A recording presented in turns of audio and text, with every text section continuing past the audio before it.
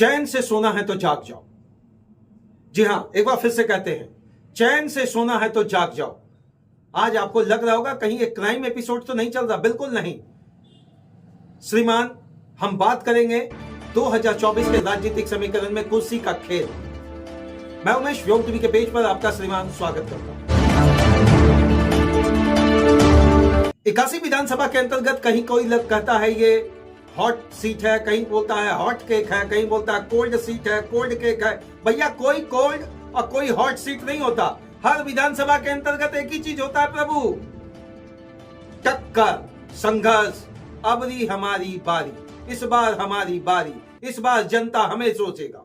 चलिए इन्हीं सारी चीजों को, मुद्दों को लेकर आज हम लोग बात करेंगे बरही विधानसभा की। सुना तो होगा ना आपने नाम ना, बरही विधानसभा। वही बरही विधानसभा जहां जादवों का गढ़ है। अब आप कहेंगे फिर जाति वाली समीकरण पर हम आ गए। श्रीमान, भारत में राजनीति से अछूता रह ही नहीं सकता, जादवों का गढ़ है। इससे 3-4 टर्म पीछे से जब आप देखते हैं तो 1-2 टर्म भाजपा के खाते में आया, लेकिन हाथ का बहुमत ज्यादा रहा। सीधी भाषा में कांग्रेस का बहुमत हमेशा से वहां ज्यादा रहा है। हालांकि एक बहुत बड़ा ट्विस्ट चीज हम समझेंगे, वहां जितने भी यादव जी खड़े हैं, चाहे आप कृष्णा यादव की बात कर लें जो जेएलकेएम के तरफ से हैं, मनोज यादव की बात कर लें चाहे वो भाजपा के तरफ से खड़े हैं, या उमाशंकर अकेला जी की बात कर लें आज वो कांग्रेस के तरफ से खड़े हैं, सभी का कभी ना कभी किसी दूसरी पार्टियों से लगाव रहा। कभी भाजपा वाले कांग्रेस में आ गए, कभी कांग्रेस वाले भाजपा में आ गए। अब जेएलकेएम की तरफ से भी जो कृष्णा यादव है, कभी वो भी भाजपा और कांग्रेस की राजनीति करके अब जेबीकेएसएस और जेएलकेएम में जयराम जी की पार्टी में आए हैं। चलिए पहले समझते हैं बरही विधानसभा को लेकर। बरही विधानसभा के बरही के अंतर्गत जो सबसे बड़ा मेजर फैक्टर देखा गया वो यह देखा गया है श्रीमान, पानी की समस्या। बगल में है तिलैया डैम और बगल में 4-5 किलोमीटर दूर स्थिति श्रीमान ये है। जवाहर डैम होने के बावजूद भी लोग पानी को तरस रहे हैं। अगर आप पानी की समस्या को दूर करने का जरा सा भी प्रयास करते तो सबसे पहला प्रयास होता कि ग्रामीण स्तर और शहरी स्तर दोनों तक आप जल पहुंचाते। इसमें कितना मार्क्स आप देंगे कमेंट बॉक्स में जरूर टाइप करिएगा, वहां की जनता से जरूर अनुरोध करेंगे। श्रीमान मनोज यादव जी पर जो दांव खेला गया भाजपा की तरफ से, सबसे पहला समीकरण, मनोज जी इससे पहले कांग्रेस में थे, फिर वो भाजपा में आए, भाजपा से वो एक बार विधायक भी रहे हैं। अगर बरही विधानसभा का पुराना स्थिति समझेंगे तो वह राजघराने के हाथ में रहा है, लेकिन राजघराने के हाथ से निकलने के बाद धीरे धीरे धीरे आम जनता चीजों को समझने लगी और राजघराने से निकला अब वो गढ़ जो अभी तत्काल समझा जा रहा वो उमाशंकर जी का है। मनोज जी पर जो भाजपा ने दांव खेला है उसके पीछे 3 समीकरण है। पहला समीकरण है कि यादवों का वोट को मुझे अपनी तरफ लाना है। दूसरा है भाजपा का मोदी जी का फैक्टर। मोदी जी का फैक्टर क्या कुछ रहेगा बरही विधानसभा में, क्योंकि युवाओं ने कुछ और ही ठान लिया है। अब बुजुर्ग महिला युवा के बीच में तो राजनीति चलता रहता है, घिसता पिसता है, लेकिन जो युवाओं ने ठाना है वो दूसरी तरफ कुछ और ला दे।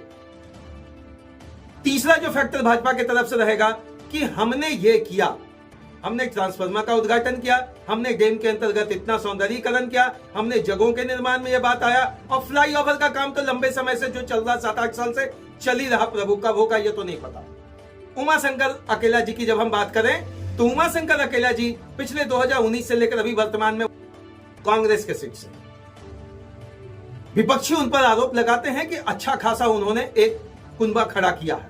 अब यह कुनबा आम जनता का कुनबा है या कुनबा जन समर्थन का है या कुनबा मुद्दा का है या मुद्रा का है, ये तो 2024 के राजनीतिक समीकरण में आपके रहने वाले वोटर वहीं से बताएंगे उमाशंकर जी। लेकिन इतना है कि मुखर होकर आपने कभी कभी सदन पटल में, खासकर रांची में आपने कुछ बात बरही को लेकर रखा। हम डायरेक्ट सीधे से नकार नहीं देंगे कि आपने नहीं रखा, लेकिन जब बात स्थानीय मुद्दों की आई, जब बात पलायन का आया, जब बात विकास का आया, जब बात पानी का आया, और बरही मेन चौक का कचरा को तो भैया आप कभी देखे नहीं, जरा उसको भी देखे होते तो मुझे लग रहा कि युवाओं का जो बात उठ रहा है श्रीमान, कहीं ना कहीं थोड़ा परेशानी भाजपा और कांग्रेस दोनों को होने जा रहा है। लॉ एंड ऑर्डर के मामले में भी बरही पर कुछ सवाल उठा इस सरकार में। लॉ एंड ऑर्डर के अंतर्गत बरही में भी कुछ सवाल उठा, लेकिन क्या यह लॉ एंड ऑर्डर का मुद्दा 2024 के राजनीतिक समीकरण में रहेगा या नहीं? अब कांग्रेस वर्सेस बीजेपी का आपका खेमा क्लियर हो चुका है। आप एक तरफ से देख रहे हैं मनोज यादव जी को, दूसरे तरफ से देख रहे हैं उमाशंकर अकेला जी को, जो कि प्रबल दावेदारी के साथ, मजबूती के साथ उतरेंगे श्रीमान कांग्रेस के तरफ से शायद, क्योंकि अभी सीटों का बंटवारा को लेकर बात में अभी भी संशय है, लेकिन प्रबल दावेदारी उन्हीं की है।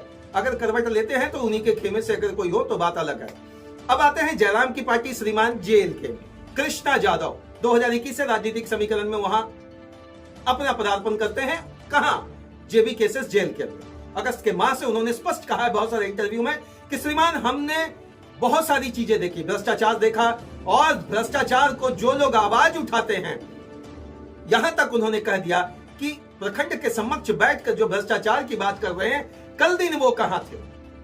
बिल्कुल लाजमी है, जायज है, 100% चैन से सोना है तो जाग जाओ और इस बार वोट उसी को दो जो आपके विकास की बात करे। ये बीच बीच में हम इस बार इसलिए कह रहे श्रीमान, ना तो मेरा किसी पक्ष से सरोकार है, ना विपक्ष से सरोकार है, ना हम लाग करेंगे ना लपेट करेंगे। एक चीज तो जरूर करेंगे, आम जनता की बात को धरातल पर रखेंगे। चौक चौराहों की सफाई के लिए कौन जिम्मेवार, पुल पुलिया की जिम्मेवारी के लिए कौन जिम्मेवार, आपने जो वादों किया उसको धरातल पर उतारने की बात कौन की, कब करेगा, किसके द्वारा। पलायन का दंश को लेकर कृष्णा यादव पूरी तरह से एकदम मुखर होकर बात रख रहे हैं। उनका कहना है कि हम लोग बड़े नेता तो नहीं हैं, लेकिन जिन नेताओं के पीछे हम लोगों ने अपनी राजनीति का सिस्टम खड़ा किया उसमें एक ही चीज था, भ्रष्टाचार मुक्त बरही को देखना चाहते थे।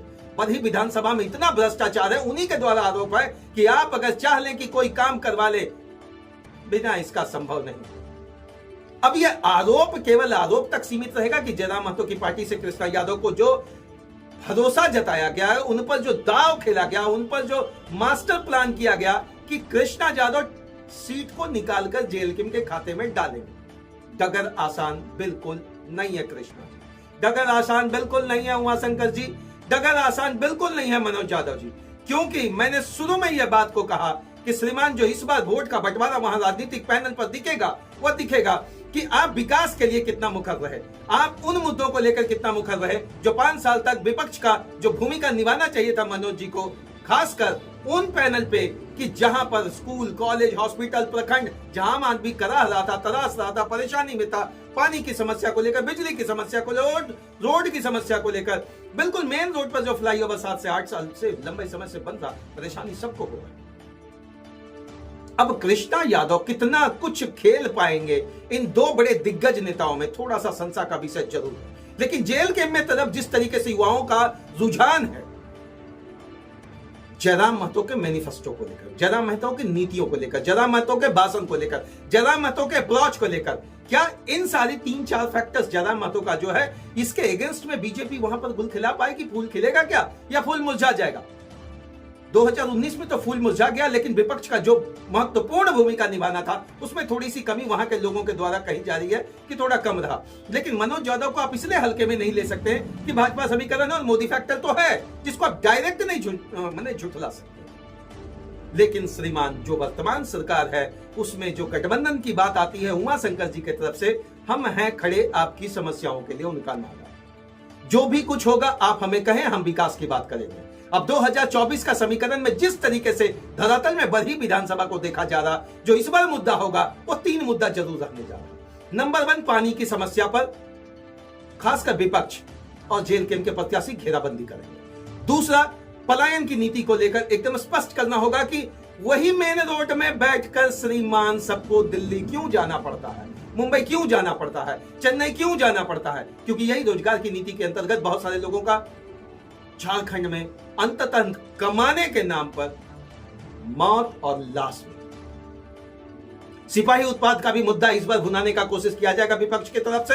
हालांकि रोजगार की नीतियों को लेकर हेमंत जी मुखर होकर यह बात कहे, श्रीमान मैया योजना, अबुआ योजना और रोजगार का जो हमारा प्लानिंग था, उत्पाद सिपाही या जो भी चीज वैकेंसीज में, हम उसको धरातल पर उतारने में 100% सक्षम रहे। 100% सक्षम रहे या नहीं रहे अब तो बताएगा नवंबर का माह श्रीमान, अब तो बताएगा नवंबर का वह 13 और 20 तारीख के बाद 23 का जो मतगणना होना है। सबके किस्मत का दरवाजा खुलना है। करो बरही विधानसभा के लोगों, अब इस बार एक ही चीज सोचना है, युवाओं की सरकार चाहिए या बुजुर्गों की सरकार चाहिए या अनुभव की सरकार चाहिए। तीनों की सरकार बेहतर है, तीनों का समीकरण बेहतर है, तीनों का सगुफा भी बेहतर होगा, क्योंकि हर पार्टी को एक चीज तो जरूर चाहिए, मुझे जीतना है। कड़ा हिमालय बता रहा है डरो ना आंधी पानी से, खड़े रहो तुम अविचल होकर हर संकट तूफानी से।